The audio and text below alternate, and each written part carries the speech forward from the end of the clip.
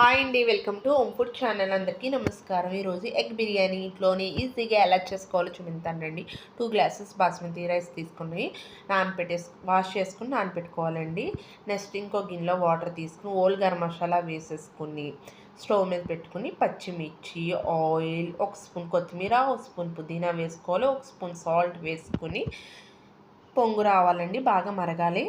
Next ఇక్కడ కొడుగుడ్లు తీసుకుని ఇలా ఘాట్లు పెట్టుకోవాలి. 5 గుడ్లు తీసుకున్నాను. 1/2 స్పూన్ పసుపు, 1/2 స్పూన్ సాల్ట్, 1/2 స్పూన్ కారం వేసుకుని బాగా కలిపేసుకుని పక్కన పెట్టుకోవాలండి.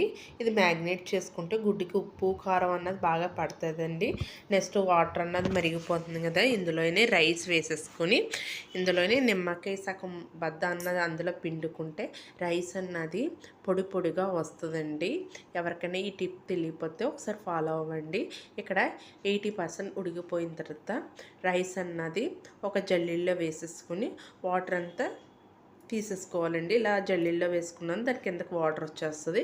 నెక్స్ట్ బాండీ పెట్టుకుని స్టవ్ వెలిగించుకుని బాండీ పెట్టుకుని ఆయిల్ వేసుకుని ఆనియన్స్ వేయించుకోవాలండి. ఈ ఫ్రై ఆనియన్స్ ఆయిల్ ఎక్కువ వేసుకుంటే ఇంకా బాగా ఫ్రై అవుతుంది. దీని మట్టికే కాబట్టి కొంచెం వేసానండి. బాగా ఫ్రై అయిపోయింది, పక్కన పెట్టేసుకుని ఇందులో ఆ ఆయిల్లోనే సాల్ట్, కారం వేసుకొని గుడ్లు వేసుకొని కొంచెం గుడ్లన్న గోల్డెన్ కలర్ వచ్చేదాకా బాగా వేయించుకోవాలండి. ఇక్కడ గుడ్డుకి లేయర్గా ఫామ్ అవ్వాలి, చూపిస్తాను చూడండి. ఇక్కడ గుడ్డుకి కొంచెం రంగు వచ్చిందో అలా వస్తే సరిపోతుందండి. గుడ్లు తీసుకుని పక్కన పెట్టేసుకుని అదే ఆయిల్లో ఆనియన్స్, ఓల్ గరం మసాలా వేసేసుకుని నెక్స్ట్ వచ్చేసి ఇందులోనే టమాటాస్ కూడా వేసుకోవాలండి. ఇవి కూడా బాగా వేగిన తర్వాత 2 స్పూన్స్ అల్లం వెల్లుల్లి పేస్ట్ వేసుకోవాలి, పచ్చిమిర్చి కూడా వేసుకోవాలి. నెక్స్ట్ 1 స్పూన్ సాల్ట్ వేసుకోవాలి, కొత్తిమీర, పుదీనా కూడా వేసేసుకుని ఒకసారి బాగా కలుపుకుంటూ ఉండాలండి. ఇందులో 3 స్పూన్స్ పెరుగు వేసేసుకొని ఒకసారి బాగా కలుపుకోవాలి. 1 స్పూను కారం కూడా వేసేసుకోవాలి, 1 స్పూన్ గరం మసాలా వేసేసుకుని ఒకసారి బాగా కలిపేసుకుని గుడ్లు అన్నవి అందులో వేసేసుకుని గుడ్లకి అన్నది ఆ మసాలా అంతా బాగా పట్టాలండి.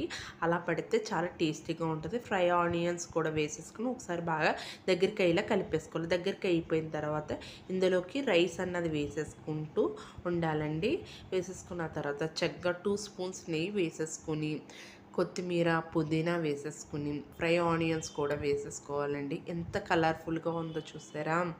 ఇప్పుడే ఇందులోనే ఫ్రై ఆనియన్స్ కూడా వేసేసుకొని నాకు ఇక్కడ ఎటువంటి కలర్ వేయడం ఇష్టం ఉండదండి. నేను ఇక్కడ ఒక గిన్నెలో కొంచెం వాటర్ తీసుకుని పసుపు వేసి పైన వేస్తున్నానండి. లైట్గా కలర్ వస్తుంది కాబట్టి తర్వాత మూత పెట్టేసుకోవాలి. మూత అన్నది గట్టిగా పెట్టుకోవాలండి.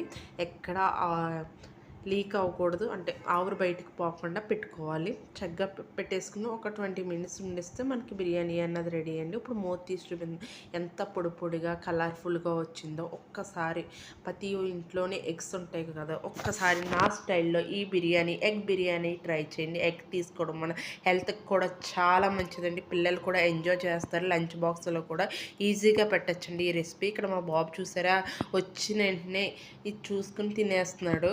ఈ వీడియో మీకు నచ్చినట్లయితే లైక్ చేయండి, షేర్ చేయండి, subscribe to home food channel అండి.